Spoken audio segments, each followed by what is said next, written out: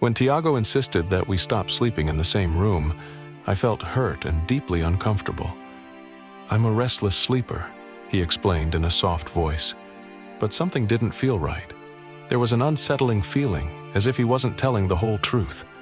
The first nights in separate rooms were lonely, but soon something else caught my attention. Strange noises coming from his room.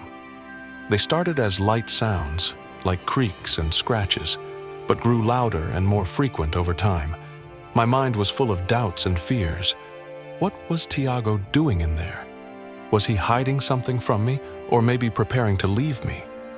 One night, I couldn't bear the uncertainty any longer. Despite the fear, I guided my wheelchair down the hallway to his door.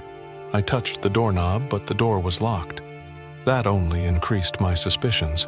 Why would he stop me from entering? What was he trying to hide? The next morning, I decided to confront him. During breakfast, I asked, "Tiago, why do you lock your bedroom door? What are you doing in there?" He sighed, visibly irritated.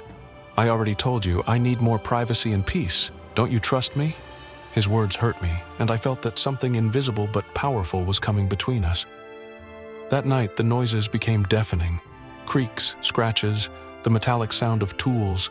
It seemed he was building something. My heart raced as I once again went to his bedroom door. This time it was unlocked. I took a deep breath and went in. What I saw left me speechless. Tiago was kneeling in front of a table full of mechanical parts gears, screws, and tools neatly arranged. He looked at me, surprised. "Pam!" he exclaimed, standing up quickly.